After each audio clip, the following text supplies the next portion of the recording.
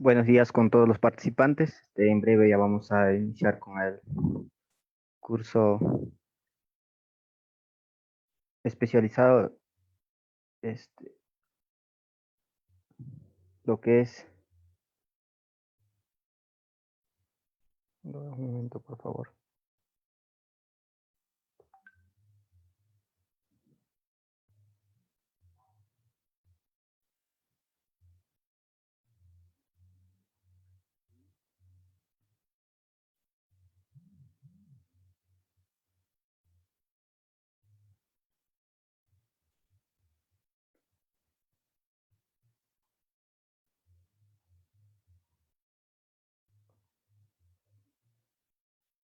derecho de familia, seminario especializado en derecho de familia. Vamos a iniciar, el doctor está ya conectado. Un momento.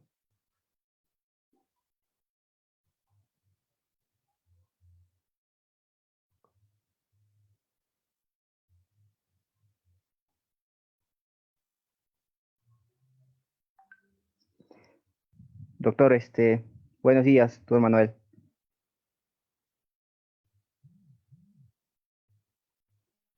A ver si le conecta su audífono, doctor, para escucharle. No hay audio.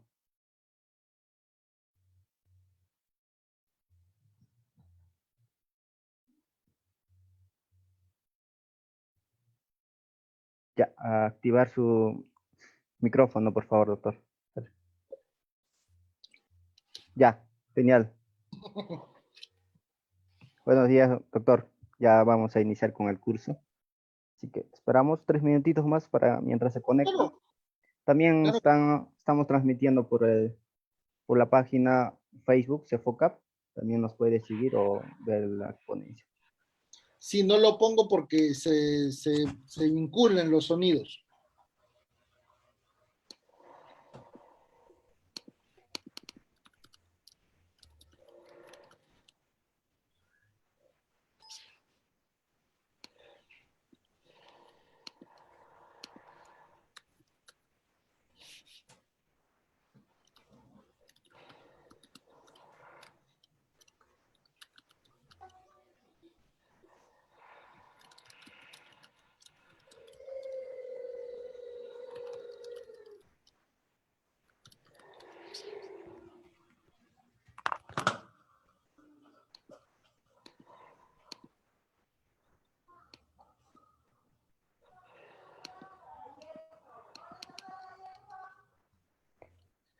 Ya, doctor, usted nos dice a qué momento vamos a iniciar. Vamos a esperar. Tú me dices, no hay ningún inconveniente. Ya, entonces ya podemos iniciar, doctor. Muy bien. Muy buenos días. Les habla el profesor Manuel Bermúdez Tapia. Es un gusto volver a encontrarme con el público de Cefocap, en particular porque son gratos amigos. Este, Siempre he tenido una buena comunicación, buen diálogo con sus integrantes, quedo muy agradecido. Y bueno, ejecutemos la clase del día de hoy que nos permite detallar un tema muy rico, muy importante, muy interesante. La constitucionalización y los principios del derecho de familia, la familia, el parentesco, el matrimonio, los impedimentos, la celebración del matrimonio, invalidez del matrimonio, todo lo que es el régimen patrimonial de la sociedad conyugal y la separación de cuerpos, el divorcio. Y este es un elemento tan rico, tan interesante, pero que a la misma vez parecería que no hay nada que decir. Parecería que eventualmente todo ya está dicho, que no existe ninguna controversia en el ámbito, por ejemplo, de la evaluación. Entonces, cuando comenzamos a detallar estas referencias, tenemos que hacer un simple detalle. Eso no es así. Estamos ante, lamentablemente, un error bastante generalizado en el cual vemos que lamentablemente hay una serie de deficiencias que nos permiten detallar algunas diferenciaciones y por ello es que también la categoría de la clase del día de hoy permite detallar estos principios, ¿correcto? ¿Por qué? Porque estamos haciendo mención a un elemento muy particular, muy especial, que identifica términos y que identifica conceptos. Voy a mencionar simple una referencia bastante atingente y bastante particular. Ejemplo, matrimonio es diferente a convivencia. Pero la convivencia tiene tres categorías. Y la convivencia es diferente a qué cosa? Al concubinato. Y aunque parezca increíble, estas diferenciaciones nos permiten detallar que lamentablemente estamos haciendo una modificación total de algunos elementos que van a ser sumamente gráficos en nuestra exposición, porque particularmente vamos a observar que hay una serie de elementos que generan confusión, ¿correcto? Y estos elementos que generan esta confusión material nos detallan que eventualmente estamos hablando de un patrón de referencia totalmente diferente a lo que existe en la actualidad. Por ello, necesariamente tenemos que partir a una referencia histórica, tenemos que ejecutar una interpretación de cómo es que surgió, por ejemplo, el concepto del matrimonio y cómo es que eventualmente el concepto de familia tiene que ser reinterpretado sobre la base de las nuevas exigencias que ocurren en nuestra comunidad. Porque no solamente estamos hablando de una constitucionalización del derecho de familia, hoy por hoy tenemos que hablar de un sistema que genera una convencionalidad en el ámbito del derecho familiar. Por lo tanto, se necesita entonces trabajar algunos elementos particulares. Y permítanme, por favor, eventualmente generar una serie de condiciones y una serie de elementos bastante interesantes en el ámbito de la ejecución de nuestra exposición, ¿correcto? Voy a tratar de compartir una diapositiva para que ustedes puedan ver que eventualmente estamos desarrollando un nuevo patrón de referencia sumamente importante. ¿Ya? Permítanme un segundito.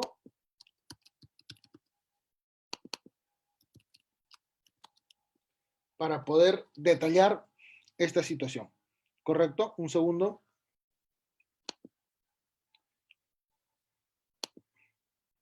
Muy bien. A ver, vamos a ponerlo en el Zoom porque acá se puede compartir pantalla. Acá está. Ya.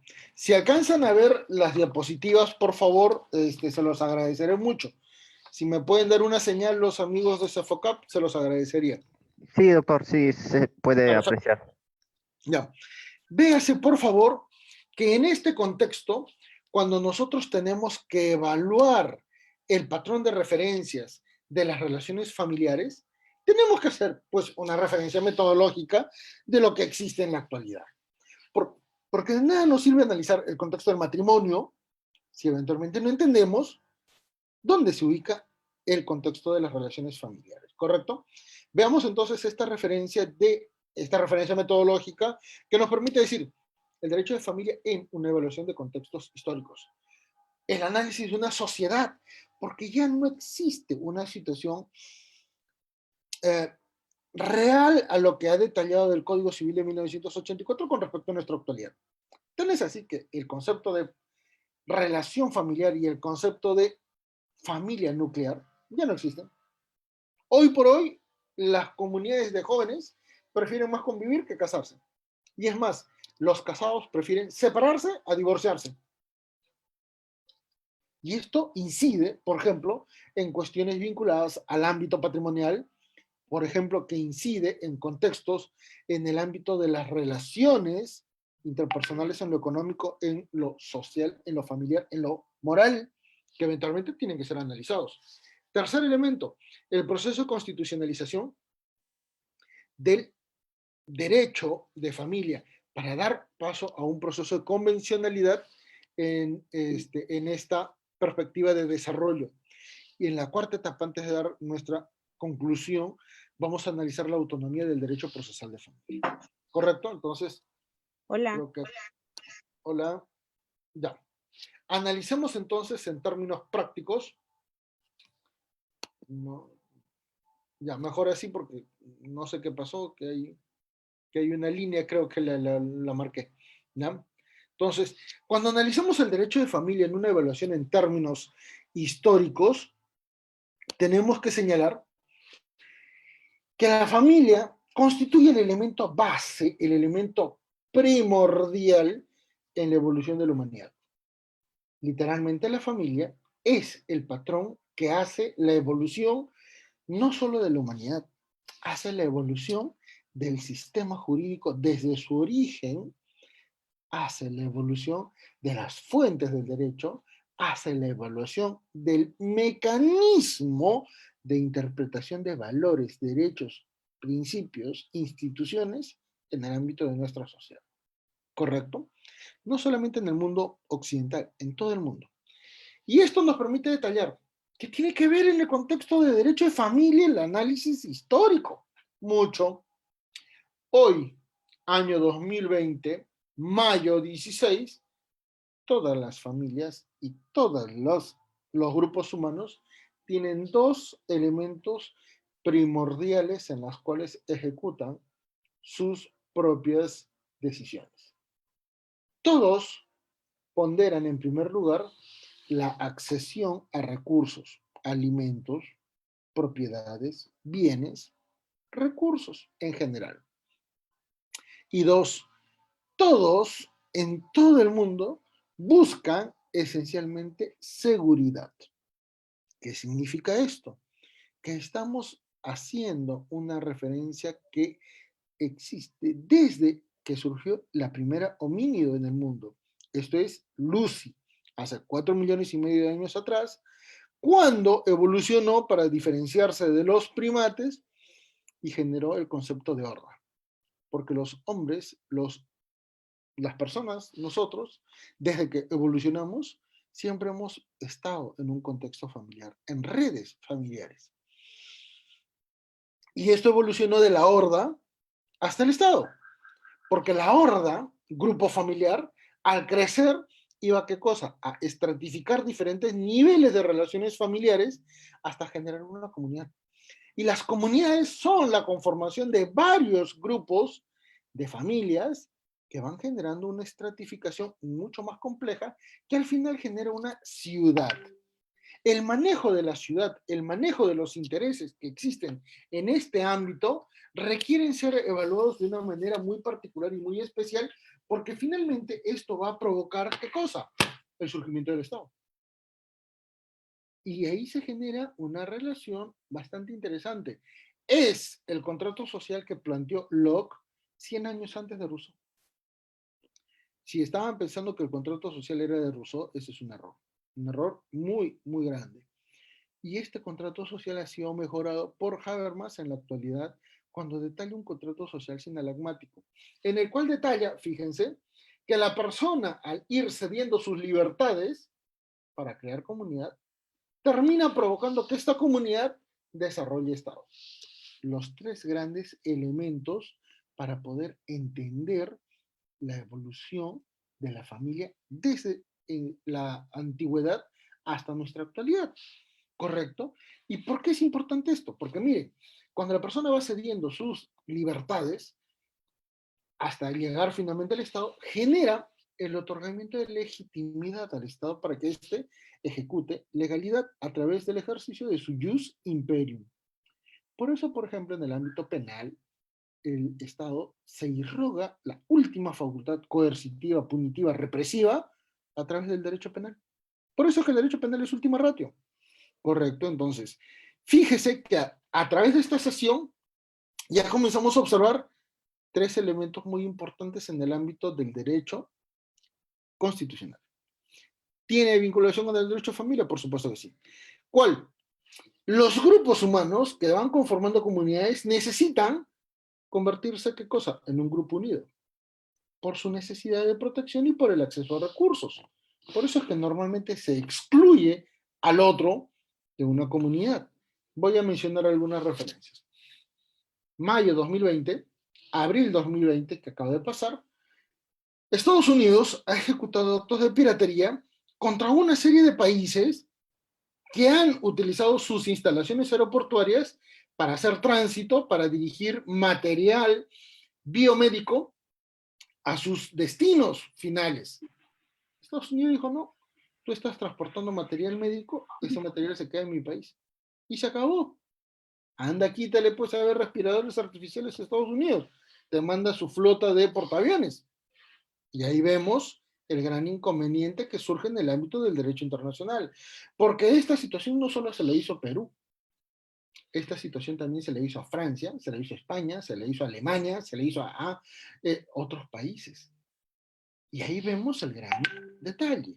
Este contexto de protección a las personas es porque en realidad se protege también a la familia. Y estamos hablando de una condición sumamente importante y referencial. Y por eso es que la población tiene un valor tan significativo en teoría constitucional que al final la población se identifica en jus sanguinis y en jus soli. ¿Y esta población dónde vive? En un territorio. Y este territorio exige entonces un Estado, una administración pública.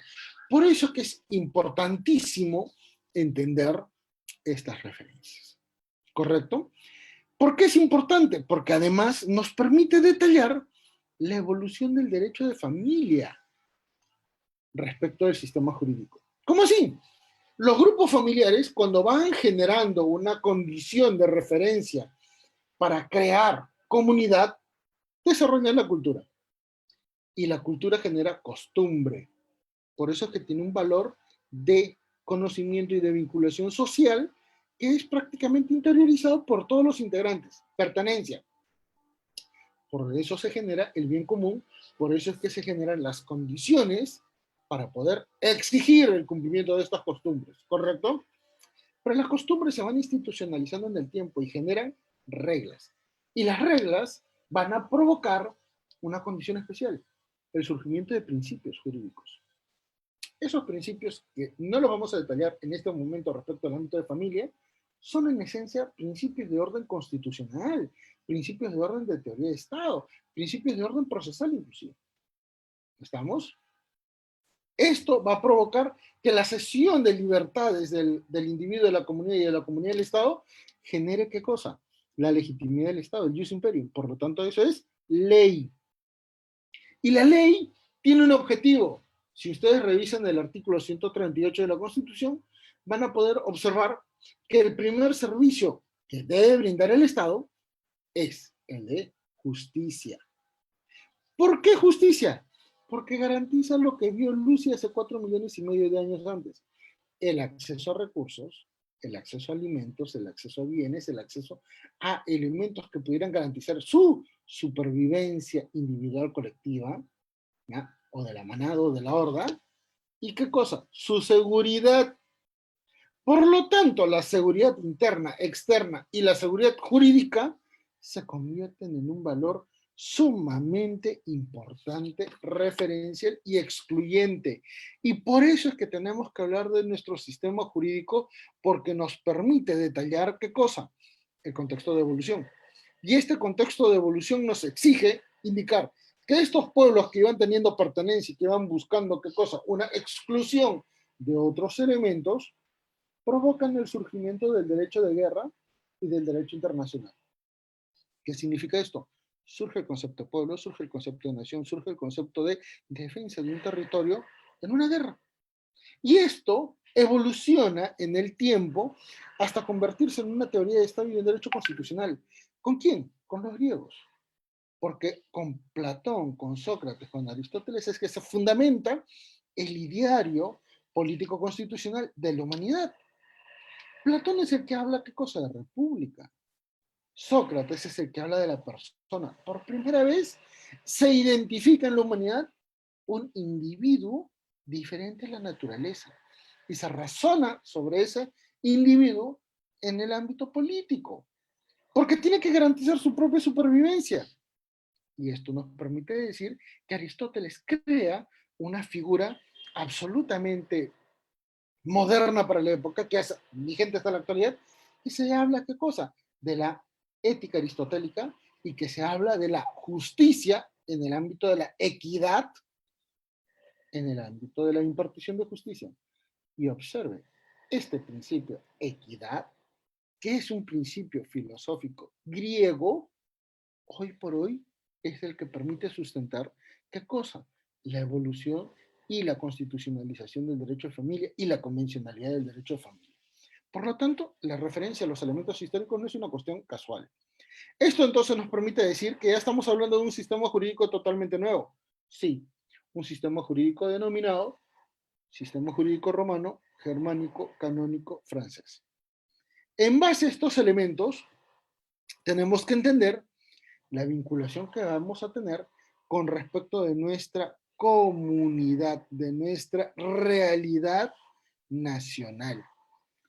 Todo el mundo habla de que hay muchísima violencia contra la mujer, todo el mundo habla que hay muchísima violencia con respecto a nuestra comunidad. No, señores, este no es un patrón de la actualidad, este es un patrón histórico y este es un patrón que nos permite detallar que la violencia que vivimos en la actualidad no es el reflejo de lo que ha pasado en los últimos años, no es reflejo del terrorismo, es mucho más profundo. Y esta situación negligente, nefasta, muy caótica, nos permite detallar que los verdaderos niveles de problema están en el contexto, ¿qué cosa? De una evolución progresiva, complementaria, sistemática, evolutiva, que data de fines de la Segunda Guerra Mundial. ¿Por qué? Porque si ustedes han podido observar la realidad nacional, por favor vean cómo es Chiclayo, vean cómo es Lima, respecto, por ejemplo, de la zona periférica, cómo eran los conos, cómo eran entendidos, y finalmente cómo es nuestra realidad en el ámbito urbano. A partir de la Segunda Guerra Mundial, cuando el Perú comenzó a ser exportador de materia prima en forma ordinaria, se generó ¿qué cosa? La gran migración de las zonas rurales a las zonas urbanas. Este hecho cambió, señores, en el año 2001. En el año 2001, por primera vez, el Perú tenía más población urbana que rural. ¿Qué provocó? Que los migrantes no tengan, ¿qué cosa? Un acceso a sus derechos respecto a la prestación de servicios públicos. No tenían agua, no tenían luz, no tenían servicios básicos. Eran los otros, los que no eran invitados a la ciudad, porque sencillamente ahí vivía una percepción de exclusión, ¿correcto? Esto cambia, provoca una serie de situaciones de índole político, económico, social, en 1969 con la reforma agraria. Velasco Alvarado propone ejecutar un mecanismo tan radical y tan complejo que al final provoca una crisis social tan grande que recién en el año 2004 se pudo, ¿qué cosa? Solucionar el problema económico de ese momento. Ojo, no estoy diciendo que se pagó el bono agrario, la deuda agraria, estoy diciendo que se solucionó el problema económico, ¿correcto? ¿Qué provocó esto? Que en la década de los años 70 la población peruana solicite, exija, reclame, ¿qué cosa? Que el Estado les devuelva sus derechos políticos, que el Estado les devuelva sus derechos en el ámbito civil, ejemplo de la propiedad. Y esto nos permite detallar una referencia muy importante. ¿Por qué? Porque cuando ya estamos hablando de este contexto de exigencias sociales, estamos hablando de que se dio inicio a una época de paternalismo, en la cual lamentablemente se generó, ¿qué cosa? Un factor en el cual tuvimos una democracia absolutamente infértil en 1980-1990. Además de infértil, corrupta, negligente, decidiosa.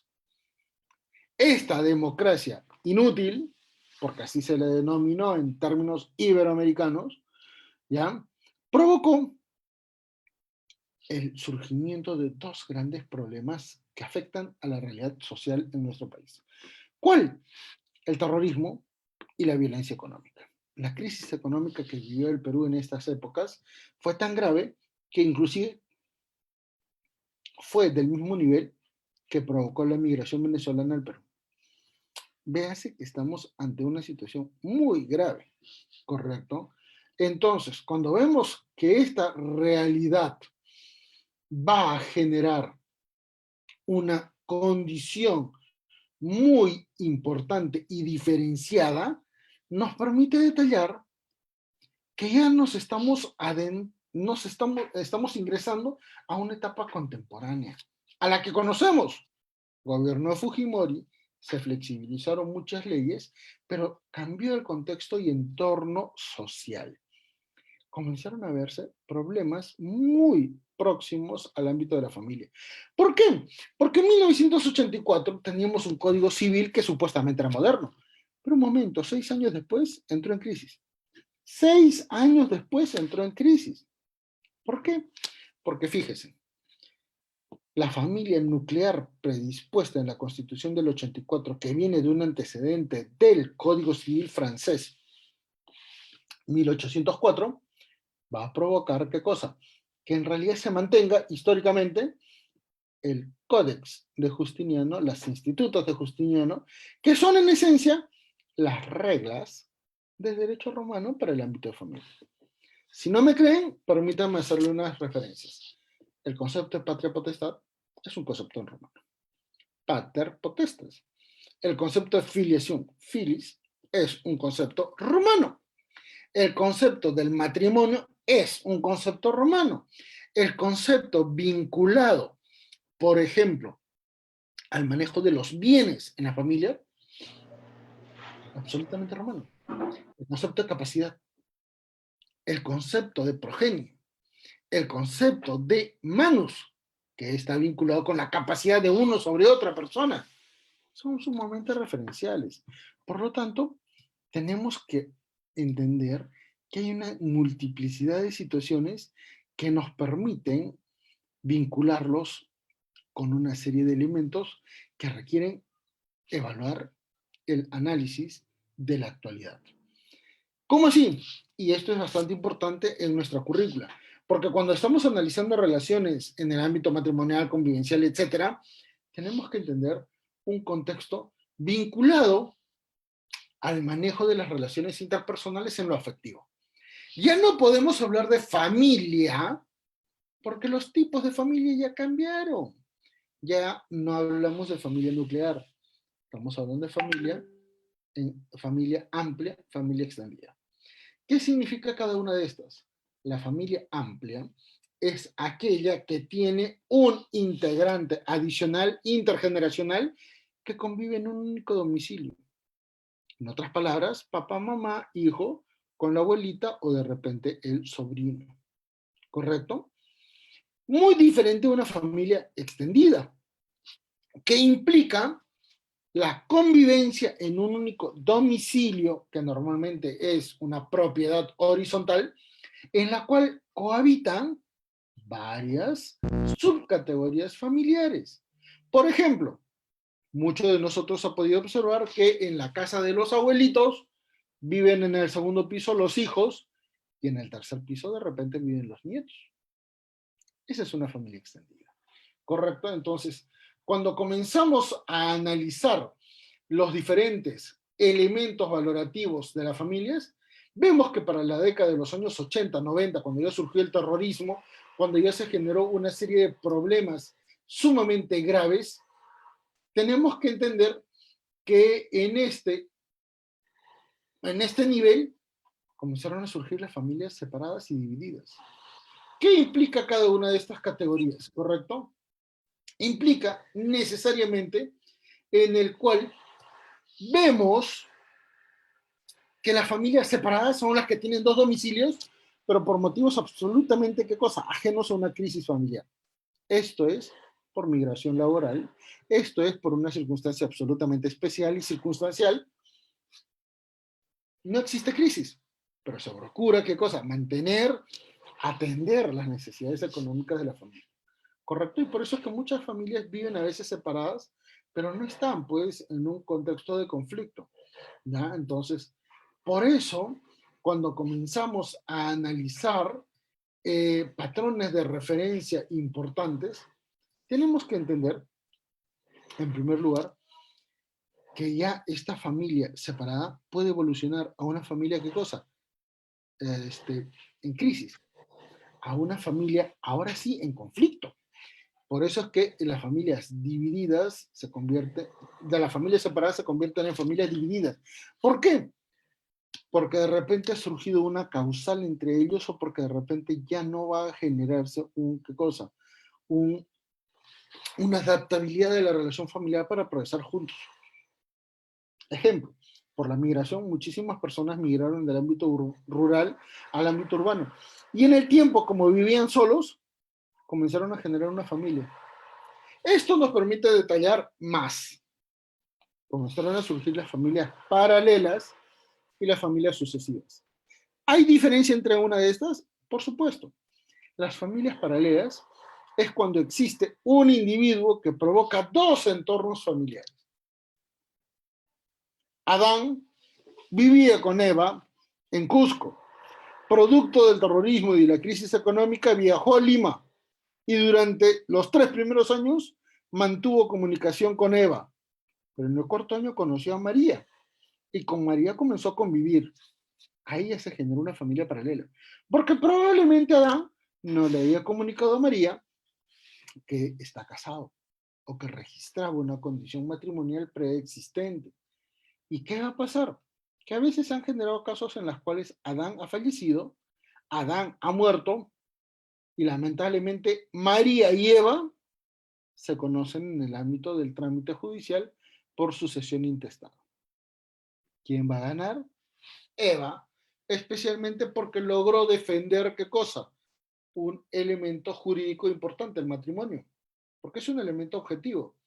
Pero, un momento, a partir del año 2003 comenzaron a evaluarse los contextos sociofamiliares en el ámbito de la Corte Suprema y ahí se comenzó a fundamentar la gran importancia de defender a la familia real frente a la familia formal. ¿Cómo así? Muchísimas familias que habían sido generadas de mala fe por la acción de una persona, convivencias impropias, no provocaban qué cosa, la alteración o el daño en aquella persona que no tenía conocimiento. Ejemplo, María no sabía que Adán era casado, ¿correcto? ¿Y qué pasó? Sobre esta referencia, entonces, María al morir Adán se quedaba en el aire. Pero un momento, en el ámbito procesal, que es muy importante, comenzamos a observar que María tiene legitimidad para orar e interés para orar, en particular porque ha ejercido una convivencia de muchísimos años y que por lo tanto puede exigir sus derechos. Y uno puede decir, pero un momentito, el matrimonio se protege. Pregunta, en el ámbito del derecho, en el ámbito jurídico, ¿la negligencia se protege? En el ámbito del derecho, ¿el tiempo no es un factor que genera derechos? Sí, ¿no? Entonces, pues, analicemos una condición muy particular, muy esencial, que nos va a permitir, ¿qué cosa? Generar algunos postulados que son sumamente representativos. Y por eso permítanme hacer la referencia a este libro. ¿Correcto?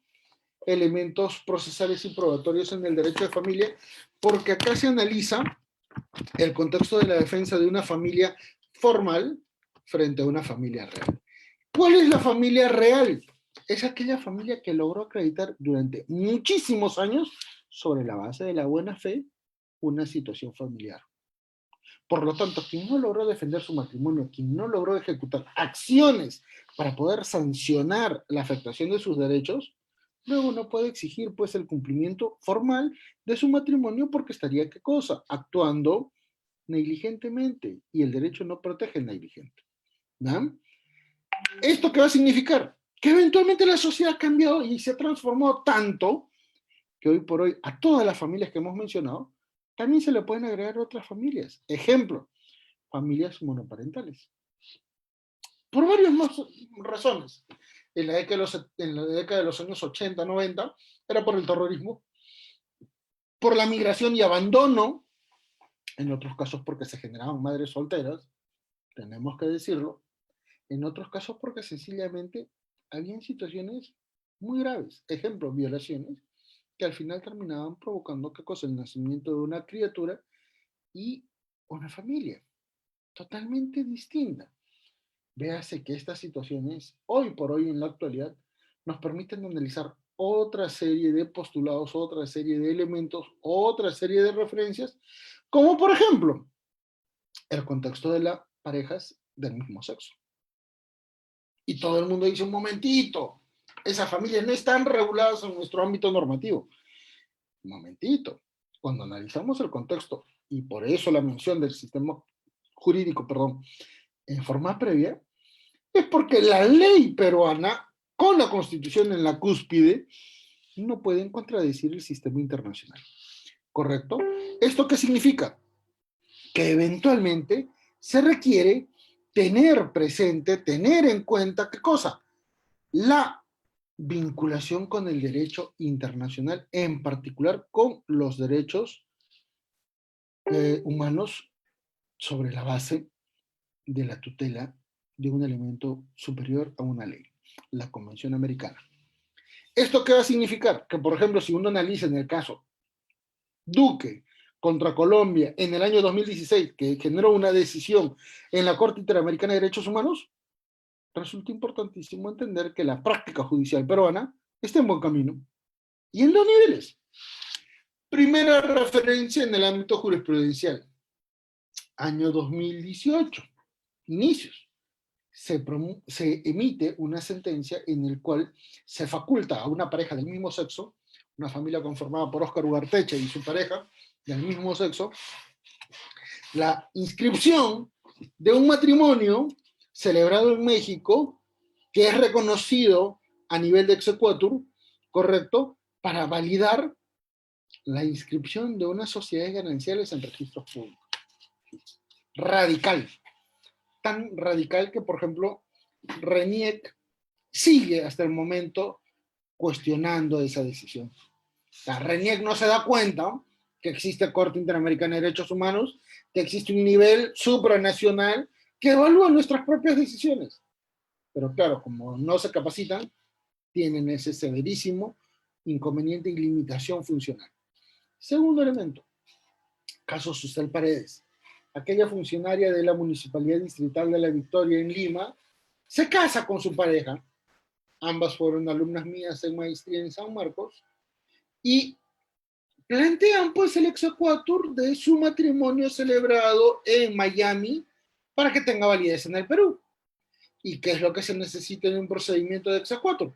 El reconocimiento y la legalidad de la decisión y el acto jurídico que sea válido y equivalente en ambos países. Esto se hizo. Al final, cuando se quiso inscribir el matrimonio en RENIEC, comenzaron a decir, un momentito, RENIEC no admite esto. Proceso judicial. Primera instancia. El juez especializado en lo constitucional de Lima determinó que Susel Paredes sí podía ejecutar qué cosa, un matrimonio. Con lo cual, se validaba su derecho. Pero RENIEC apeló. No hay ningún inconveniente, señores. Sigue aplicándose el caso Duque versus Colombia de la Corte Interamericana de Derechos Humanos para estos niveles. Pero aún, es necesario tener en cuenta que para cuestiones vinculadas a homosexualidad, a lesbianismo, a cuestiones de género, el caso Artavia Murillo, Atalarrifo contra Chile, del año 2012, resulta ser claro. El tema de género no es un óbice, no es un límite, no es un inconveniente, no es una condición negativa para la tutela de derechos humanos. Por lo tanto, no es posible materializar una crítica al respecto. Vean que estamos hablando de cuestiones absolutamente diferentes. Entonces, sobre esta base, resulta importante y necesario detallar. Si esta sociedad está evolucionando, ¿qué más puede haber? Señores, familias binacionales, familias multiculturales. ¿Cuáles son las familias binacionales? Por ejemplo, la migración venezolana. 1 millón de personas están en el Perú que son de Venezuela. ¿Cuántos se han casado con peruanos? ¿Cuántos se han casado con peruanas? ¿Cuántos ya tienen hijos que eventualmente tienen padres de 2 nacionalidades? Cuando Venezuela logre levantarse, muchos se van a ir. ¿Y los hijos que nacieron acá? ¿Acaso van a generar permisos? ¿Acaso eventualmente los que ya están acá van a querer regresar? Vienen problemas nuevos. Y esto nos permite decir, si esto es grave, imagínense una familia multicultural que eventualmente pues es de un peruano o una peruana que ha ido a Europa y se ha casado con un ciudadano musulmán. Y si se ha casado con un ciudadano musulmán, este va a imponer sus propias costumbres, sus propios valores, especialmente en el ámbito religioso. Tan fuerte es esto que en el ámbito, por ejemplo, del Tribunal Europeo de Derechos Humanos, hay sanciones y sentencias específicas que limitan los derechos culturales de poblaciones migrantes en un país europeo, especialmente para no atacar derechos humanos, ¿correcto? Como por ejemplo la ablación, como por ejemplo el matrimonio con personas menores, como por ejemplo la trata de personas a nivel de semi-esclavitud, ¿correcto? Entonces, ya estamos hablando de otro elemento muy importante. Y luego viene otro factor, las familias interespecies. Y uno puede decir, no, un momentito, doctor, ya me parece exagerado lo que está diciendo. ¿Cómo es que se va a permitir el matrimonio entre un hombre y una mascota o un hombre y un animal? No, pues, entiendas. Si uno lee y revisa el año pasado, el Tribunal Constitucional determinó la viabilidad del ejercicio y desarrollo de la personalidad con respecto a la tenencia de mascotas. ¿Qué significa esto, señores? Que las personas tienen libertad para poder relacionarse con una mascota siempre y cuando no afecte el interés público, ¿correcto? Y esto no puede ser limitado por nadie, ni siquiera por un grupo de vecinos que conforman, ¿qué cosa? Una asociación de vivienda. ¿Qué implica? ¿Qué genera? ¿Qué factor se tiene que evaluar? Muy simple. Personas que hoy por hoy viven en departamentos tienen mascotas. Y muchas veces a estos señores se les condicionaba negativamente. ¿Para qué? Para que no puedan utilizar los servicios públicos comunes. Ejemplos, los ascensores. No te dejo usar el ascensor pues, porque no quiero, porque el perro puede ensuciarlo. El Tribunal Constitucional señaló que eso es un límite absurdo, especialmente porque no genera un límite en los derechos de los demás. ¿Correcto? Eventualmente se puede reglamentar, sí, pero no exige una condición negativa. Y ahí se defendió la familia interespecie. ¿Por qué se denomina familia interespecie? Porque hoy por hoy muchísimas personas prefieren tener una mascota a tener de repente hijos o de repente vivir con los padres que ya son mayores, que son ancianos.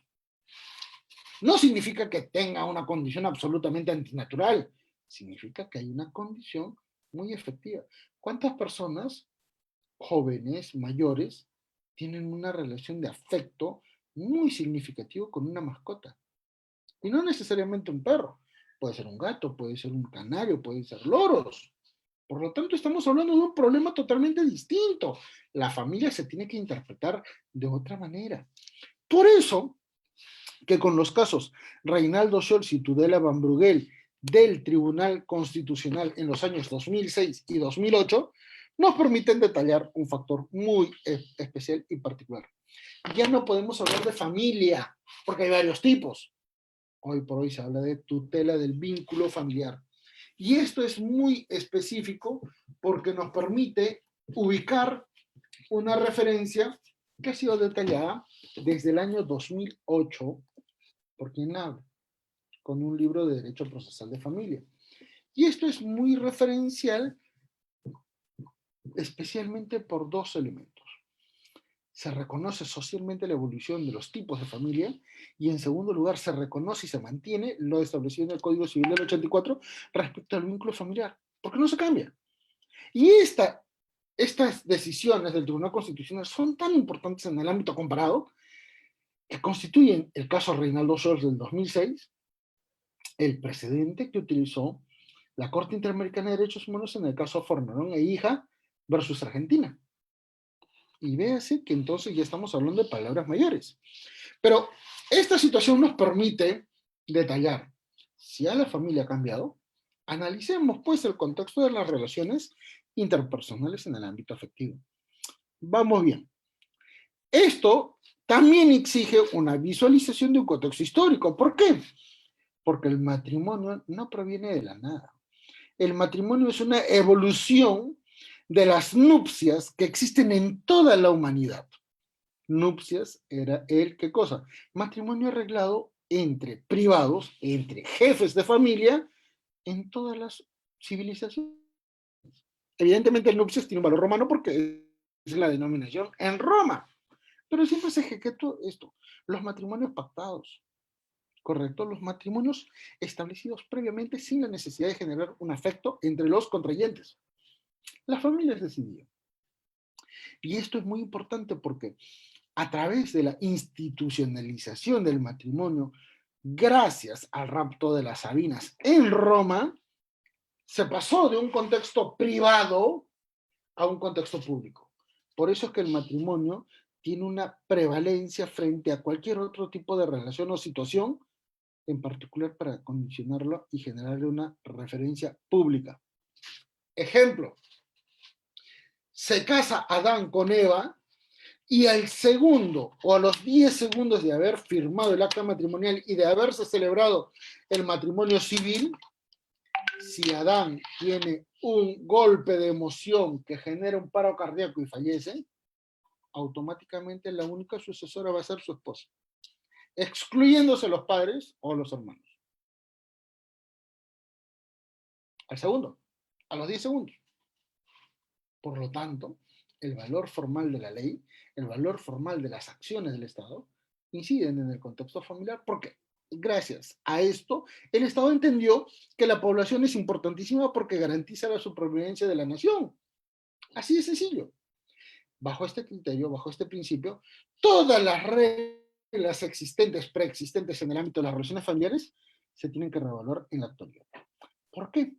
Porque van a haber tres grandes elementos en los cuales se analicen, ¿qué cosa? Diferentes relaciones. Y por eso es que tenemos que analizar el hecho que la realidad supera el contexto normativo, ¿correcto? ¿Por qué? Porque vean que materialmente hay tres elementos. Vamos a mencionarlos. Tres elementos. El primero de ellos, un contexto íntimo. Si dos individuos deciden tener relaciones sexuales, si dos individuos deciden tener una relación afectiva y nadie se entera y sucede una desgracia y muere uno de ellos, si nadie se enteró, no puede generarse ninguna condición. Salvo que pase de una condición íntima a una condición privada. Ejemplo, el embarazo. Ya es ajeno a las voluntades. O eventualmente el conocimiento de terceras personas sobre la relación. Ejemplo, una situación de noviazgo, una situación de emparejamiento. Pero viene un gran detalle. Esto va a generar una condición pública. Y la mejor referencia de esto, ¿saben cuál es? Los esponsales. Hoy por hoy ya no se utilizan. Ya no se utilizan. Es una figura arcaica, inútil, y aunque parezca increíble, genera mucha controversia porque al final se sigue enfatizando el concepto, ¿qué cosa? De daño. Un momentito, las relaciones familiares no generan daño. Las separaciones tampoco generan daño. A nadie se le malogra la vida por truncarle un futuro familiar. Estamos hablando de exageraciones, pues. ¿Correcto? Resulta incomprensible la interpretación absurda que realizan muchísimos teóricos cuando dicen, hay daño moral, hay daño material, hay daño económico, cuando hay un divorcio, una separación. ¿Por qué? Porque se ha malogrado un futuro familiar. Un momentito, un momentito. Si tú me sustentas eso, es porque esencialmente valoras el concepto de daño como un perjuicio. Y si estamos hablando de un perjuicio, existe un elemento objetivo común para todos. ¿Correcto? Común para todos. Pero un momento, si la pareja de la que te estás separando es la que te provocó daño, porque eventualmente había violencia familiar, porque había violencia en el ámbito afectivo, porque de repente había, ¿qué cosa? Mucho engaño moral, ¿dónde está tu daño? Si te estás separando. Al final es un bien. Por eso es que hay estas pésimas evaluaciones del contexto de las relaciones familiares por muchísimos teóricos en nuestro país que solo comprenden un contexto muy vinculado y lo relacionan con el contexto familiar sin tomar en cuenta la complejidad de este asunto y de esta especialidad. Por eso es que cuando un civilista neto, innato, analiza realidades familiares, lo hace mal. ¿No me creen? Vamos a ver un ejemplo. Hay un pleno de la Corte Suprema que hasta el día de hoy no ha logrado ser solucionado. Hay un pleno que no ha logrado ser solucionado. ¿Qué significa esto? que aunque parezca increíble, ya han pasado casi 3 años, y hasta el día de hoy no se decide cuál es la solución. Y estamos hablando de un conflicto familiar. En particular, ¿por qué cosa? La disposición de un bien de una sociedad de gananciales. La Corte Suprema llamó a 5 expertos en el ámbito familiar, 1, Alex Plácido, en el ámbito civil, 3, y en el ámbito procesal, 1. Y los 5 opinaron temas distintos, que iban desde la anulación, desde la convalidación, desde la referencia de validez del acto jurídico, y los 5 dieron 5 respuestas distintas, para que vean el elevadísimo nivel de contradicción que existe en la interpretación de instituciones del derecho de familia, porque el derecho de familia es una especialidad totalmente distinta al contexto civil. Por eso es que cuando se analizan los conflictos humanos en el ámbito familiar, se alcanzan a plantear soluciones tan tontas y tan vacías como, por ejemplo, el hecho de que una sentencia judicial logra solucionar un conflicto familiar. Esa es una ridiculez. ¿Quieren que se los demuestre? Muy bien. Pregunta, ¿alguno de los presentes conoce eventualmente, miren, eventualmente alguna persona que haya solucionado su problema, por ejemplo, de adulterio, de forma amigable? Es muy raro. La doctora Edith Jennifer preguntaba algo, estaba levantando la mano, recién estoy viendo. Hola. Si puede consultar, no hay ningún inconveniente. Presto a atender cualquier consulta.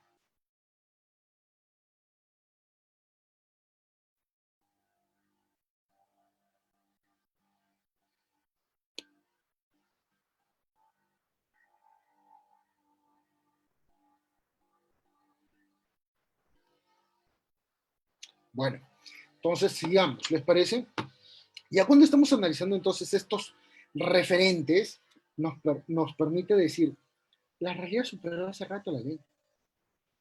Y esto que generó un contexto histórico de matrimonio que supera el contexto de las nupcias para dar paso de una condición privada a pública, nos permite decir que estas 3 etapas, íntima, privada, pública, son totalmente, ¿qué cosas? Transversales a 2 elementos importantes, al factor tiempo y al factor de ley.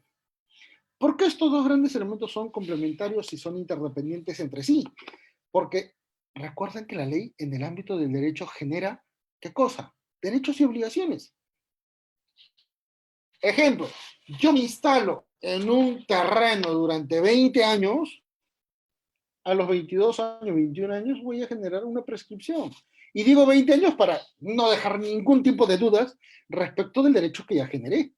¿Correcto? Para que vean que esto supera inclusive una situación de mala fe. Pero en el derecho de familia no. Y esto es muy grave, porque al final familias que han convivido 40 años no pueden heredar, porque lamentablemente uno de ellos estaba casado y esa persona no le comunicó ese estado a su pareja. Y es grave. Sigamos avanzando. Sobre esta base, entonces, cuando nosotros comenzamos a ver la necesidad de entender una constitucionalización del derecho de familia, tenemos que entender que eventualmente la práctica judicial es sumamente nefasta, es negligente, es arcaica. Seamos sinceros. Y cuando digo que la práctica judicial es arcaica y nefasta, no es porque es todo el contexto judicial. No, señores, eso sería también inhumano y es un error. Pero un momento, cuando estamos hablando de una generalidad es porque estamos hablando normalmente respecto de la cuantificación de los expedientes judiciales en términos de desarrollo de una decisión judicial. ¿Por qué? Porque miren, en el Perú 5 millones de expedientes se presentan cada año. De esos 5 millones de expedientes al año, según Defensoría del Pueblo, 1.800.000 están vinculados a conflictos familiares. 1.800.000. Y ese 1.800.000, ¿saben por cuántos están siendo evaluados en el ámbito de familia? Miren, 4% de jueces especializados en familia. 2% especializados en juzgados en el ámbito civil o mixto. y otro 2% en el ámbito de juzgados penales para poder analizar violencia familiar. ¿Qué significa esto? Que con las justas el 8% del total de magistrados en el país atiende el 36% de la carga procesal. Por lo tanto, los conflictos familiares constituyen un problema que supere el contexto del derecho de familia en el ámbito dogmático, en el ámbito jurisprudencial, en el ámbito normativo, porque al final es el Estado el que tiene que brindar las garantías para mejorar esta condición. ¿Correcto? Entonces, como hay una pésima interpretación en el ámbito judicial, porque al final se cree que con una sentencia a nivel de casación o con una decisión del Tribunal Constitucional ya hay una resolución, estamos mal, pues. ¿Y por qué? Porque ya pasó un periodo de tiempo tan grave y tan complejo que, por ejemplo, me permite encontrar, miren, otro libro, un caso sumamente representativo para demostrar la práctica judicial decimonónica. Si pudieran apuntar, por favor, les digo, miren, el expediente 04691-2011, proceso de amparo, / Tribunal Constitucional. Pago de pensión de alimentos en forma distinta a la solicitada. Se ha tenido que ir al Tribunal Constitucional para validar, ¿qué cosa? La mutación en la obligación alimentaria, especialmente porque el que daba, el prestador, varió, ¿qué cosa? La obligación alimentaria para poder dar alimentos a su progenie. ¿Y esto qué significó? Que se varió unilateralmente la prestación de los alimentos de una cuestión líquida, esto es dinero, depósito o eventualmente a nivel de consignación por descuento en planilla, a una situación de alimentos en forma práctica. El Tribunal Constitucional lo validó. Hoy por hoy, si ustedes hacen eso en cualquier sistema judicial, en cualquier corte superior del país, probablemente el juez diga, ¿qué cosa? No, señor, a usted se le impuso el pago de una pensión de alimentos de 600 soles y cumpla con pagar 600 soles. No, pero yo estoy pagando 600 soles con alimentos y hasta más. No, no, no, no, no, señor, usted paga el dinero. ¿Qué significa? Que estamos a 10 años de haberse ejecutado esa decisión en el Tribunal Constitucional y hoy por hoy los jueces siguen pensando que no se puede variar la prestación alimentaria de una parte líquida a una parte, ¿qué cosa? Material. ¿Mm? ¿Esto qué nos permite decir? Que estamos en un proceso de constitucionalización, pues, en la que se están interpretando muchísimos elementos, principalmente en base al valor de la equidad. ¿Se acuerdan? El concepto griego, el concepto filosófico de Aristóteles. Bueno, pues, ese elemento es tan referencial que nos permite decir, necesitamos adaptarnos. ¿Correcto? Y este proceso de constitucionalización surgió con el caso Reinaldo Schoes y el caso Tudela Van Bruegel, pero que a la misma vez provocó, a la par, posterior, el desarrollo de un sistema convencionalidad en el ámbito del derecho de familia que nos permite citar algunas sentencias muy importantes. Hay más, pero estas son las más importantes. Primero, el caso Hellman versus Uruguay en el año 2011. Contexto de identidad. Identidad. Si estamos analizando filiación, si estamos analizando derechos personalísimos en la persona que eventualmente es consignada como hijo o como de repente descendiente, y esto después se altera porque hay una verdad biológica diferente a la verdad legal, no pasa nada, no interesa, total, no te preocupes, los papás pueden hacer lo que quieran. Esto, por ejemplo, lo vamos a analizar la próxima semana y nos permite detallar un hecho gravísimo, que uno de los valores esenciales con los que surgió la humanidad, que se llama seguridad, no se presta al 16 de mayo del 2020.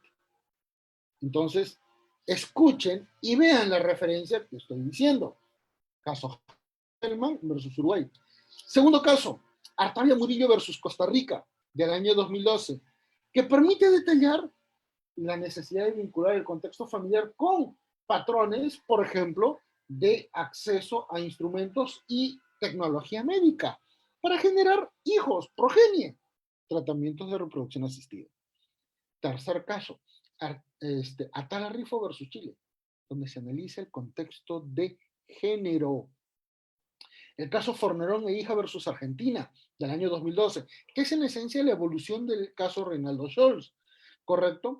El caso Familia Pacheco versus Bolivia, un caso de una familia peruana que es muy interesante porque nos permite analizar un patrón de referencia sumamente especial. Esta familia era vinculada a terrorismo. Y gracias a esta sentencia se liberó a Ollantumala en su momento, ¿correcto? Entonces, tengan en cuenta que hay diferentes referenciales que nos permiten analizar un derecho convencional. Luego viene el caso Duque versus Colombia, un caso de una unión entre personas del mismo sexo, matrimonial, fue obligado a ser reconocido y que a la misma vez de respeto a la prestación de asistencia. Un segundito, el sistema parece que está lento, a un sistema de atención y tratamiento contra el VIH. ¿Ya? Luego vemos el caso Ramírez Escobar versus Guatemala del año 2018. Y esto me permite indicar. Cuando yo les decía que todo el sistema judicial está mal, es porque está mal, pero principalmente por esto.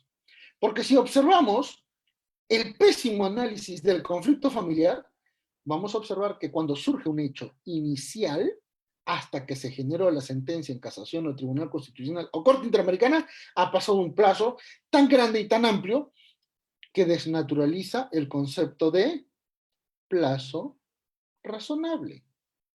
Y voy a dar unos ejemplos que en familia es una diferencia totalmente distinta a lo procesal. Civil. En el caso Helma, en el caso, por ejemplo, Artavia Murillo, en el caso Atala Rifo, en el caso Fornerón e hija, en el caso Ramírez Escobar, a pesar de que hay una sentencia de la Corte Interamericana de Derechos Humanos, lograron una paz familiar. Nunca. Empezó legal con su hija, a la cual no pudo conocer ni tener contacto. Hoy por hoy se registra que la hija ya es mayor de edad y no tiene ningún tipo de contacto. No lo vivió con él. Siempre se lo limitaron. En el caso Helman, la nieta que reconoce a una abuela en términos biológicos, porque la abuela lo buscó toda la vida, no logra comunicarse con la abuela, a tal nivel que se le respetó a esa nieta la posibilidad de no tener comunicación con la abuela, porque ya tenía una asimilación con la familia que la había criado. Vean que es una cuestión diferente. Y si quieren drama, vean el caso Ramírez Escobar versus Guatemala.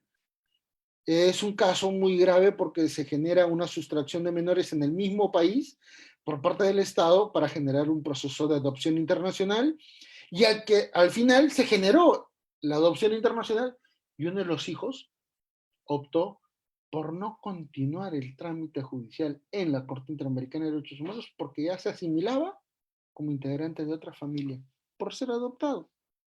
Ya no quiso saber nada. Pregunta, ¿y cómo se atiende estos daños? ¿Y cómo se evalúa entonces este patrón, esta referencia? Ahí viene el gran inconveniente, pues estamos hablando de un patrón de referencia muy negativo, muy complejo, que nos permite detallar que existen muchos problemas. ¿Correcto? Entonces, cuando estamos ya en esta referencia, cuando ya estamos en estas referencias, vamos a pasar a una etapa ya final. Cuando estamos analizando qué cosa, el caso, la autonomía del derecho procesal de familia. ¿Por qué es importante?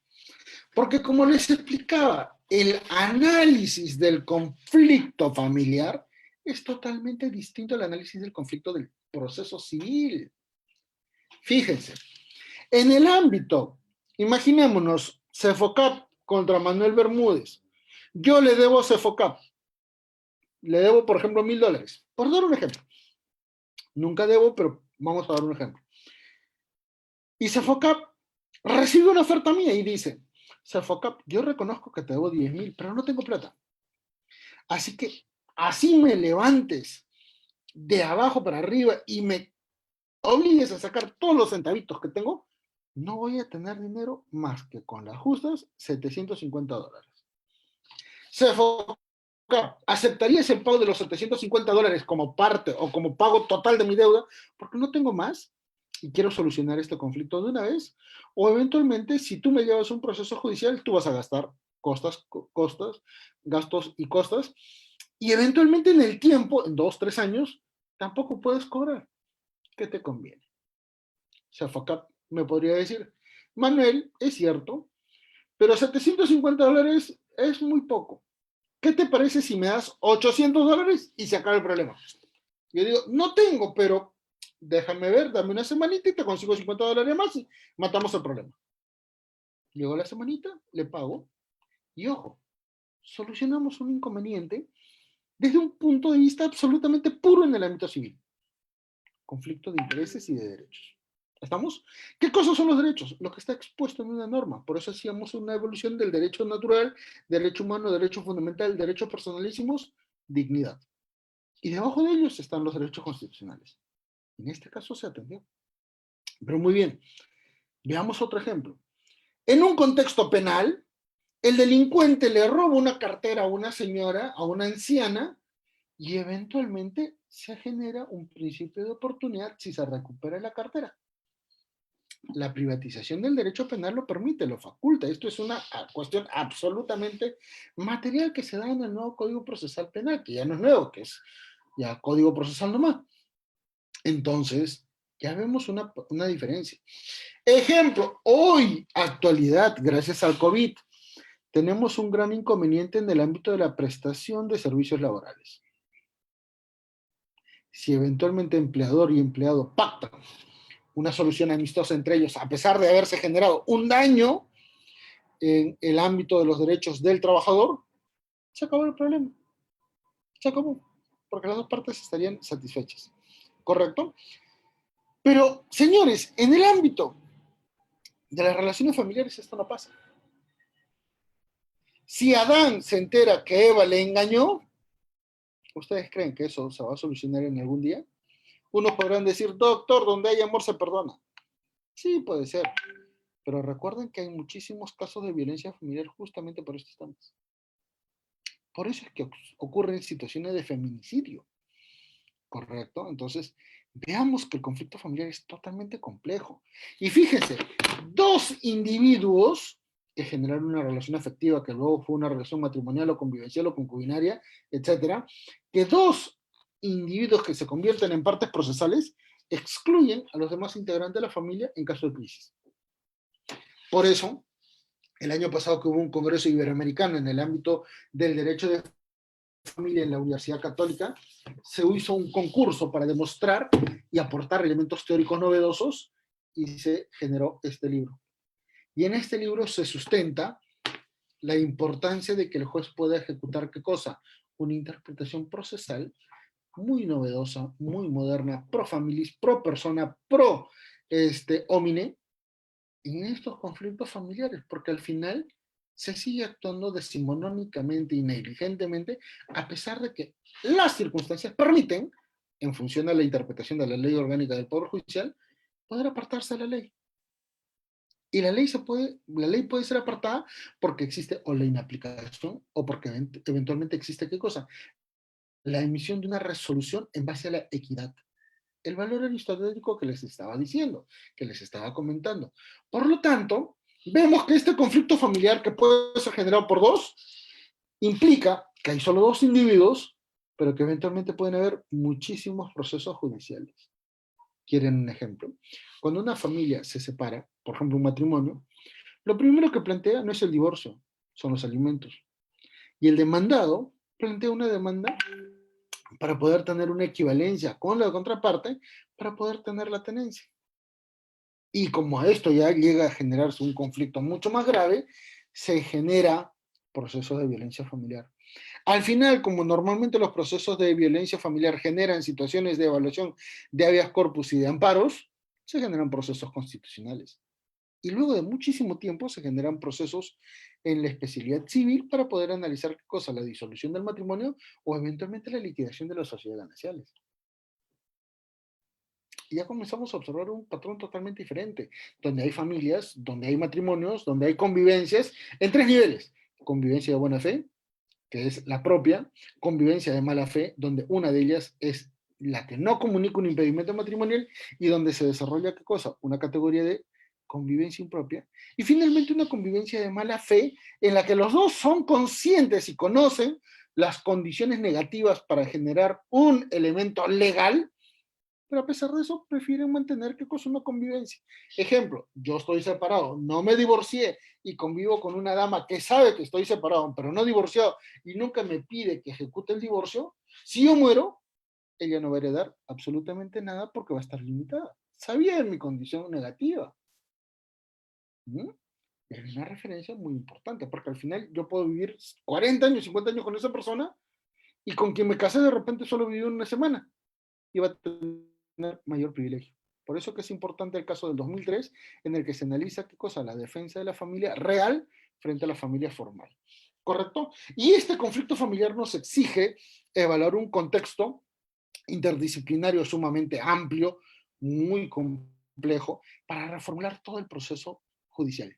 ¿Y por qué se tiene que evaluar todo el proceso judicial? En primer lugar, porque este proceso es ineficiente. En segundo lugar, porque este proceso es inhumano. Y en tercer lugar, porque este proceso es absolutamente, ¿qué cosa? Oneroso. Ejemplo, ¿cuántos de ustedes conocen a personas que han estado litigando para defender sus derechos en el ámbito familiar que se han cansado? Y que ya no deciden ir, pues ya no quieren, no les interesa, ya no quieren demandar nada.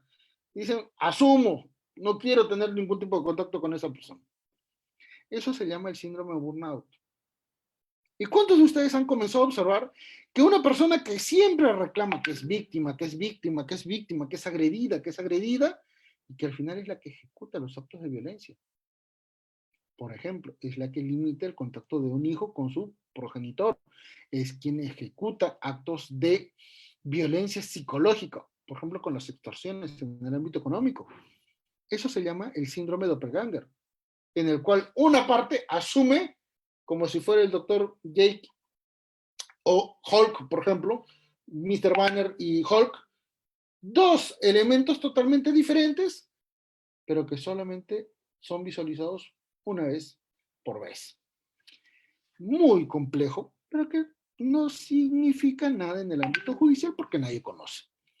Entonces, ¿qué va a pasar esto? Se necesita reinterpretar el conflicto familiar, se necesita valorarlo, pero porque ya superamos el contexto procesal, ya superamos el contexto sustantivo, ya superamos el contexto de derechos y de intereses, y se tiene que analizar un factor subjetivo. Las posiciones de las personas son sumamente importantes. Tal es así que en cada una de estas demandas y en cada una de estas denuncias de violencia familiar siempre se detalla un factor temporal mucho más antiguo, un factor preexistente que no, hola, que nos permite detallar, ¿qué cosa? Elementos. ¿Está dentro de la tarea? Hola. Ay, nada más. Hola. Eventualmente nos permite detallar ¿qué cosa? Que existe una malísima y negligente visión del conflicto en el ámbito procesal. Por lo tanto, véase, por ejemplo, muchos de ustedes han podido observar que en casos de violencia familiar, la víctima al final termina convirtiéndose en abogado defensor del agresor. ¿Quieren ejemplos? Si ustedes ven Canal 2 Frecuencia Latina, hay un programa en la tarde que es conducido por una señorita, por una señora, que estaba conviviendo con un agresor que tenía la fama de haberle sacado la mugre a cada una de sus parejas y que después fue preso. Y esta señora prácticamente lo defendía a instancias en las cuales se acreditaba las patadas en la cara que recibía. ¿Saben qué se llama ese factor? Ese factor se llama, ¿qué cosa? Síndrome de hibristofilia, por medio del cual una persona tóxica se convierte en un elemento valorativo sumamente importante para alguien que asume que es querida. Erotomía. Y esto es totalmente diferente a un síndrome de Estocolmo. Y las patologías no son analizadas correctamente, no son visualizadas correctamente, y vemos que hay muchísimos problemas de malísima interpretación en el ámbito familiar. ¿Correcto? Entonces, véase que la necesidad de reconfigurar patrones de referencia son importantes, porque al final nos permite detallar la necesidad de cambiar este derecho procesal y hacerlo autónomo. ¿Correcto? Por eso es que es importante unificar varios elementos. ¿Por qué? Porque una cosa que puede generar, por ejemplo, en violencia familiar y que puede generar una condena porque casi se llegó a feminicidio o se ejecutó un intento de feminicidio, una acción casi homicida, nos permite detallar que no necesariamente va a provocar un divorcio. Un momentito, ¿eso qué significa? Que la señora que está viendo que su pareja, que fue agresor, va preso, ¿no se divorcia? No lo hace, no le interesa. O sea, en el ámbito de la seguridad jurídica, ¿es posible que se actúe tan negligentemente? Y sí, en derecho de familia sí se permite esto. Entonces, esto nos permite unificar criterios. Un único juez que vea las cuestiones en el ámbito de familia, en el ámbito civil, en el ámbito penal, como una verdadera especialidad, que se atiende de una manera totalmente diferente, que se deje de lado las tonterías que se defienden en el ámbito del derecho de familia, como si creyeran que un juez soluciona un problema familiar o que eventualmente una resolución judicial es tan perfecta que todo el mundo la va a cumplir. Si eso fuera real, ¿por qué entonces existe una altísima cantidad de delitos de omisión de asistencia familiar? Que por cierto, ya no existe. Ha sido absolutamente derogado en la forma tácita por el decreto de urgencia 08-2020 y por el decreto legislativo 1459. ¿Para qué tenemos un tipo penal que es infértil, que es inútil, que es inservible? Porque además nos permite decir que un juez de primera instancia, un juez en el ámbito de familia o civil que determinó alimentos, necesita de un fiscal y de un juez en el ámbito penal para exigir el pago. Y que por último, los dos son tan inútiles que la ley ya lo ha determinado. Si tú quieres evitar la cárcel, paga. Y todo el mundo está pagando. Lo que nos permite decir, un momentito, si tenías plata, ¿por qué no pagaste antes? Es porque la ley permite una discrecionalidad tan elevada y tan compleja que sencillamente tenemos que decir, estamos en un contexto totalmente nuevo. Hoy por hoy las relaciones matrimoniales, las relaciones convivenciales, las relaciones concubinarias, que dependen, ojo, las relaciones concubinarias dependen de la preexistencia de una relación matrimonial inicial, no de convivencia, de una relación matrimonial. Se sabe que hay un matrimonio y a pesar de eso se genera progenie. ¿Correcto? Por intereses, por expectativas, pero que eventualmente generan un daño, porque hay un hijo. Y esto nos permite decir, ¿y cómo manejamos el contexto económico, el contexto patrimonial? ¿Cómo hacemos una liquidación de sociedades gananciales? ¿Cómo eventualmente logramos mejorar un contexto familiar sumamente crítico? Necesitamos una visión interdisciplinaria de esto para poder brindar mejores alternativas. Quien les habla capacita muchísimo en todo el país. Antes viajaba, ahora por acceso telemétrico, pero tenía muchísimos debates con psicólogos, con especialistas, con asistentes sociales del Poder Judicial y les lograba demostrar que estaban totalmente equivocados. Les comento, hasta hace 5 años, hasta hace 4 años en realidad, muchos distritos judiciales, cuando emitían pericias, se veía un informe pericial en el que en la parte superior decía pericia psicológica psiquiátrica. Lo firmaba un psicólogo. Y yo le preguntaba a ese psicólogo, ¿y usted ejecutó una evaluación biológica del paciente? No, que eso lo hace el psiquiatra. ¿Y por qué firma entonces como psiquiatra? Ese elemento, por ejemplo, en el ámbito procesal penal, generaría que ese elemento probatorio sea nulo, sea descartado, sea tachado. Pero en familia no importa. ¿A quién le importa? Eso pasa. ¿No me cree? Vean todos los casos que se dan en el ámbito familiar. Tal es así que en este año el Tribunal Constitucional validó un procedimiento en el cual se flexibilizaba el procedimiento de una acusación por violencia familiar para garantizar los derechos de la mujer. En otras palabras, ¿qué importa el debido proceso? ¿Qué importa la tutela judicial efectiva? Hay que defender por defender. Y esto es malo. Y esto es absolutamente nefasto para el ámbito de la seguridad jurídica. Parecería que no importa. Pero esa seguridad jurídica es la que permitió el desarrollo de la civilización. Y a nadie le importa.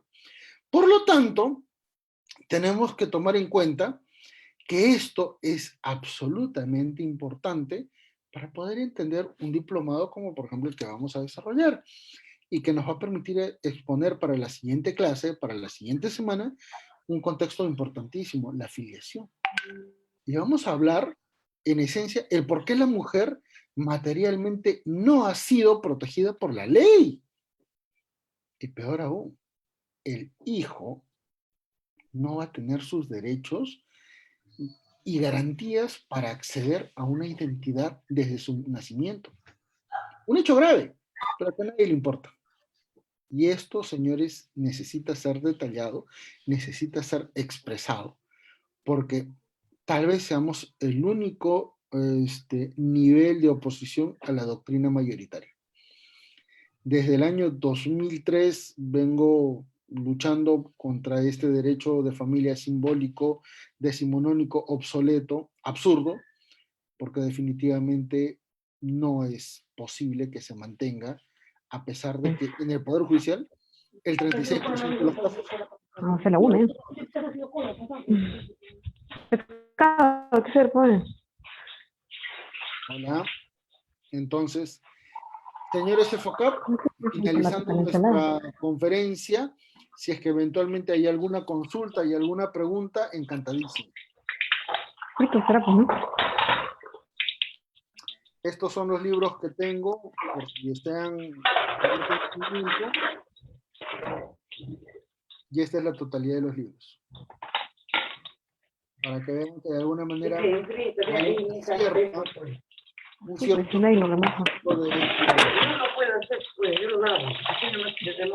agarrando mucha agua, ma.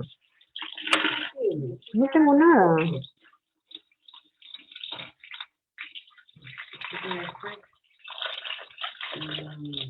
Muy bien, si existe alguna pregunta, por favor. Doctor, buenas tardes. Una pregunta. Sí. ¿Aló, Hola. doctor, me escucha? Sí, completamente bien. Ya. Doctor, una pregunta. ¿Cuál es la vía más rápida en cuanto a la sociedad de gananciales para poder realizar el divorcio? A ver. Va a depender de cómo está el conflicto familiar. Va a depender del conflicto familiar. Lamentablemente, hay situaciones en las que la madurez de las dos partes es absolutamente objetiva y dicen, estamos mal, nos llevamos mal, nos podemos separar, nos podemos divorciar, tenemos nuestros asuntos patrimoniales absolutamente detallados, no hay problema. Por lo tanto, podemos seguir nuestras vidas de manera independiente. Llegan a una notaría, llegan a una municipalidad y sencillamente ejecutan un divorcio. ¿Qué cosa? Notarial. Y en 20 días pueden ya estar divorciados. Es más, yo he conocido personas que justamente se han divorciado así porque les he hecho el trámite y al final hemos celebrado entre los tres el divorcio. Y lo peor del caso, no fueron 3, fueron 5, porque cada uno ya tenía su pareja.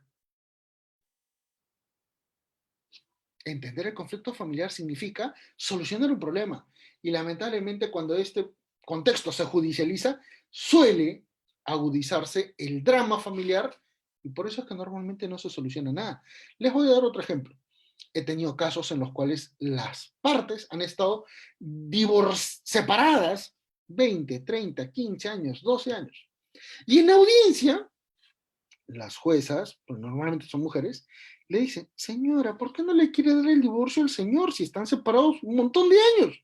Es más, señora, usted ha venido con su pareja, con quien tiene hijos, y el señor ha venido con su pareja o con quien tiene hijos. ¿Por qué no le da el divorcio si al final de cuentas ya se acabó esto, no? No tiene sentido. ¿Para qué vamos a proteger un matrimonio si ese matrimonio ya no existe? Y la demandada, no quiero.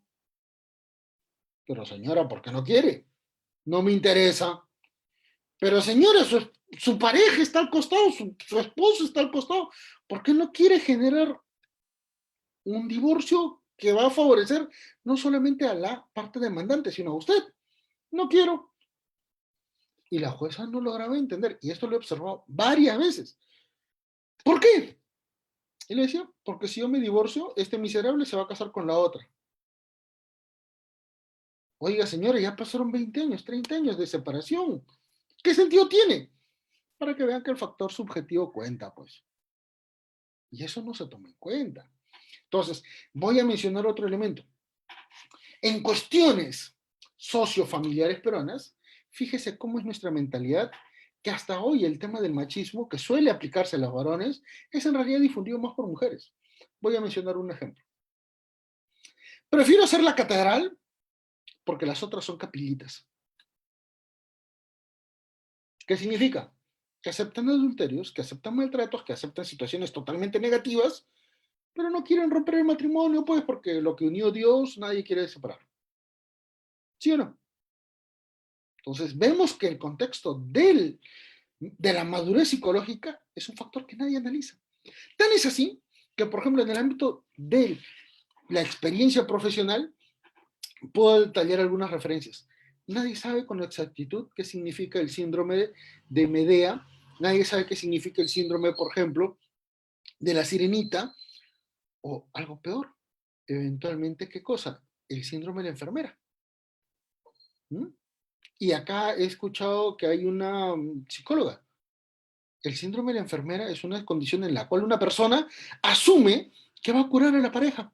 Ejemplo por drogadicción, ejemplo por cuestiones vinculadas de repente a una cuestión psicológica, y que esto es importante de detallar. Por lo tanto, no lo manejan bien. Otro elemento, el síndrome de Medea. No saben qué significa. Y esto es sumamente grave, porque por el síndrome de Medea se matan a los hijos, ¿correcto? Especialmente de 6 años para abajo. ¿Y qué significa el síndrome de la sirenita? Aquellas personas que asumen una condición positiva tan elevada a favor de la pareja que prácticamente provocan, ¿qué cosa? La anulación o la eliminación de sus propios derechos e intereses para satisfacer las necesidades de la pareja. Y por eso es importante entender que el conflicto familiar es totalmente distinto de lo que sale en los libros. Es absolutamente distinto. O sea, quien les habla tiene un montón de libros de autoría personal y que detallan muchísimas de estas cosas y que al final no son valorados o son pirateados por la doctrina. Estos son solamente algunos, y al final se cree que la doctrina mayoritaria es la única que tiene validez en estos temas. Pero un momento, esa doctrina no logró solucionar absolutamente nada en el ámbito de familia. Nada. Tan es así que cada uno de los aportes que uno ha hecho ha logrado. Por ejemplo, el caso familia ensamblada, Reinaldo Scholz.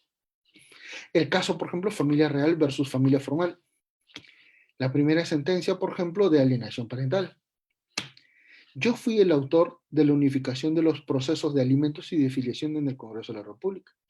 Yo fui el autor material en el año 2001 de la ley para generar un procedimiento de registro de filiación a través de una prueba genética. De las últimas 30 normas en el ámbito del derecho de familia, debo haber sido autor de un promedio de 18 a 20. Y en las otras he participado informando, dando consultorías, dando asesoría en el Congreso de la República. ¿Y por qué no se me conoce? Porque sencillamente critico, digo y cuestiono pues lo que existe, y lo que está mal está mal. ¿Y por qué se tiene que ser diplomático cuando una cosa está mal? No tiene sentido. Eso se llama hipocresía académica. Si eventualmente hay alguna otra consulta.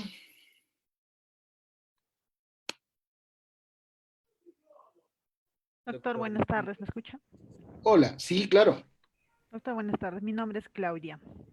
Mucho gusto. Bueno, mi pregunta es con respecto al tema de violencia familiar, donde usted mencionaba un tema que me gustó bastante, donde decía que la víctima se convierte en abogado defensor del agresor. Estos casos he visto muchos cuando estaba trabajando en el área y la verdad me quedaba con una impotencia en aquel entonces. Entonces, mi pregunta es, ¿qué recomendaría usted? ¿Cuál sería una vía indicada para poder hacer entender, reflexionar a esta víctima, en la mayoría de los casos mujeres? Consulta, doctora. ¿Usted es abogada? No, yo soy trabajadora social. ¡Qué bueno! Desde su propia perspectiva de trabajadora social, ¿le parece? Consulta, doctora. ¿Cuántas veces usted ha visto que los hijos se matan cuando sus progenitores son bastante mayorcitos para ver el tema de interdicción para quedarse con la casa? ¿Ha visto estos casos, sí o no? Sí, sí, también. ¿Ah? ¿Qué es lo que evalúan en estos casos y qué es lo que usted como asistente social siempre evalúa? El tema de la capacidad, ¿sí o no? La capacidad legal, ¿sí o no? Sí. Me preguntan, en los casos que usted anteriormente me había dicho, ¿por qué nunca se evalúa la capacidad de aquellas personas que siendo patológicamente enfermas no logran ser evaluadas correctamente? Porque se asume que esto es una cuestión absolutamente íntima, una cuestión privada, una cuestión que no interesa, una cuestión que... Un momento, en el Perú, la gran mayoría de víctimas buscan a sus agresores, y esta es una hipótesis que le ha ratificado en un montón de decisiones. Quien les habla se ha pasado un año analizando más de 5.000 expedientes en todas las instancias, en todo el país, viendo peritajes en el ámbito psicológico y psiquiátrico. Y la gran mayoría de víctimas, casi en un 80%, han escogido a sus agresores. Y les voy a dar por qué. Porque cuando en las pericias se les preguntaba, oye, ¿tu expareja era igual? Y me decían, sí. Le decía, un momentito, ¿cómo que son iguales? Hay doctores que siempre he tenido mala suerte en el amor. Cuando escuchen eso, olvídense, el problema no es el agresor, el problema es esa persona. Esa persona tiene el síndrome de la enfermera. Pretende curar al agresor. Por eso es que asume de todo. Y es más, a veces afectando a sus propios intereses y a su propia familia, por ejemplo, dando dinero, por ejemplo, vendiendo sus propias cosas para atender las necesidades de un miserable como pareja. En varones y mujeres, en los dos niveles. Por lo tanto, cuando se debería cambiar bajo la propuesta que he hecho, ¿qué cosa es? Al toque, inmediatamente, evaluar pericialmente a todos. Porque una persona que reclama y plantea ser agredida, eventualmente es la parte agresora. Y esto por el síndrome de Doppelganger. Y esto se necesita decir. Hay muchísima desinformación en el ámbito pericial. Por eso es que eventualmente, si es que usted pudiera tener acceso a este libro, yo creo que le facilitaría muchísimo. Elementos procesales y probatorios en el derecho de familia. Muchas Es de mi gracias. autoría. ¿Ah? Muchas gracias, doctor. Si hay alguna pregunta, encantadísimo.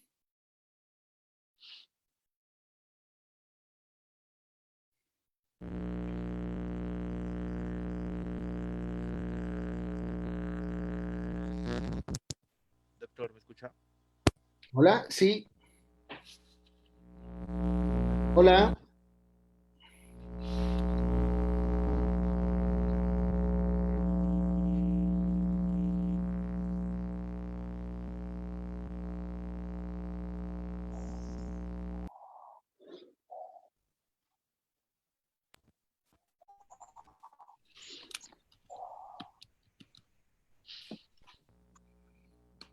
Hola.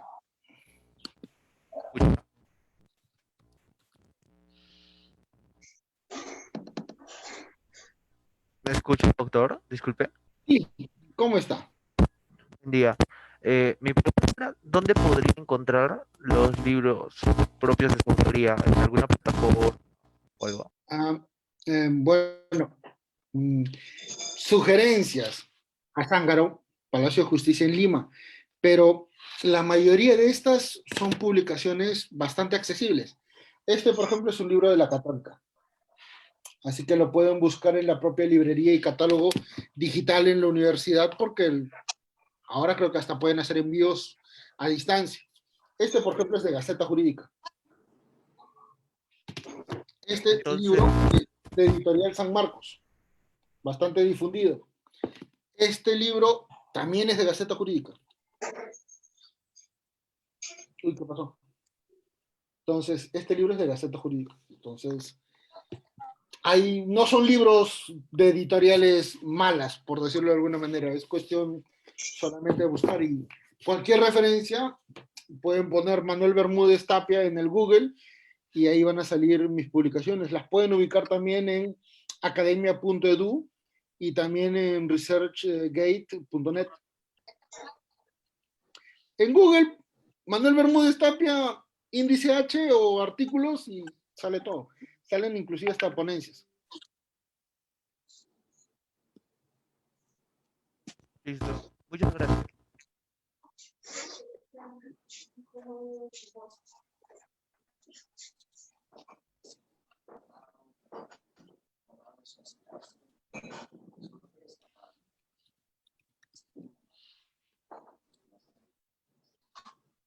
Muy bien. Si es que no hay alguna consulta, encantado de poder atenderlos, y eventualmente les invito para que nos acompañen la próxima semana, que prometo ser mucho más incisivo en temas de filiación que son sumamente graves.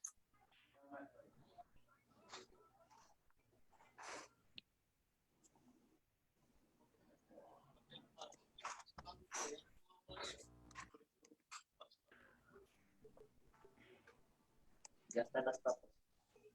¿Mm? Perfecto. Muchas gracias, doctor. Excelente exposición. No, muy amables ustedes. Señores, muchísimo gusto. Ojalá nos podamos ver. Nos vamos a ver el próximo sábado en la misma hora. Muchísimas gracias. Gracias. No respondió mi interrogante. ¿Cuál? ¿Aló? Hola. Hola. Creo que sí. Hola. ¿Había una pregunta?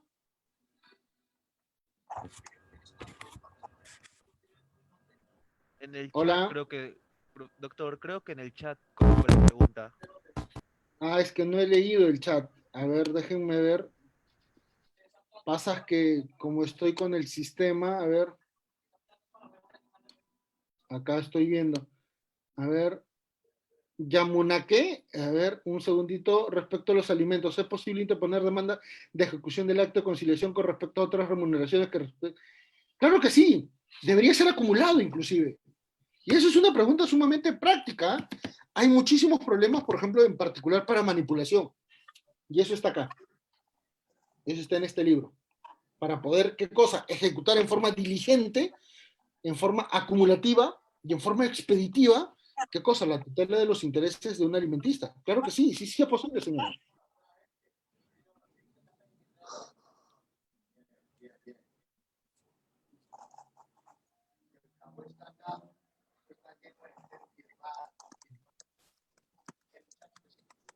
Bueno, si hay alguna pregunta.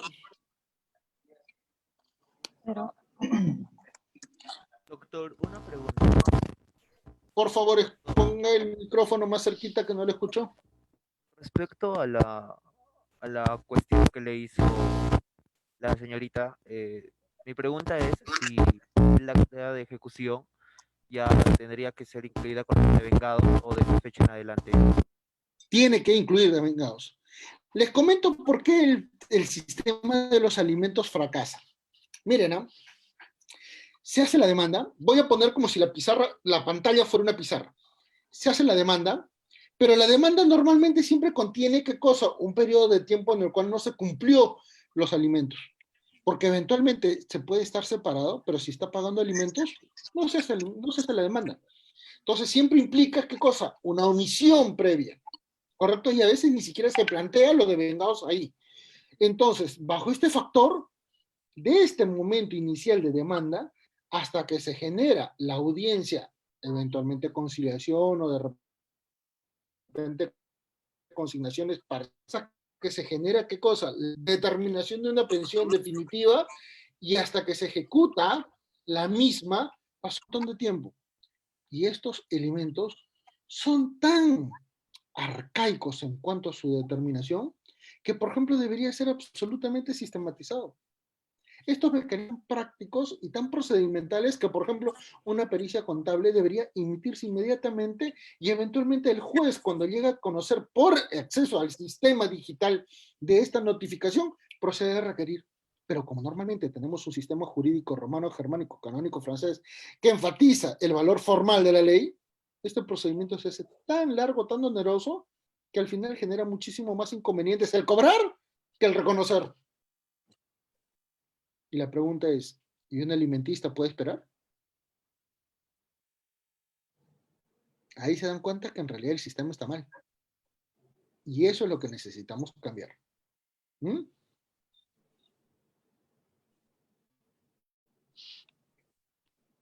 Muchas gracias. No, usted. Bueno, señores, eventualmente me voy despidiendo. Ha sido un gusto. Nos vemos la próxima semana.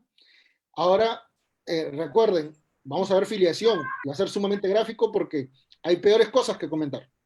El derecho de familia está muerto hace muchísimo tiempo. Tenemos que cambiarlo. Y si seguimos manteniendo una tendencia dogmática sumamente obsoleta, nadie va a tener solución cuando llegue un proceso judicial o un expediente judicial o eventualmente cuando se termine asesinando a una persona por feminicidio. Necesitamos cambiar esto. Es urgente. Señores, muchísimas gracias. Un gusto cordial. Nos vemos la próxima semana. Profesor, gracias. Luego, Muchas profesor. gracias, doctor. Gracias. Gracias, doctor. Cuídense. Nos vemos. Chau, chau.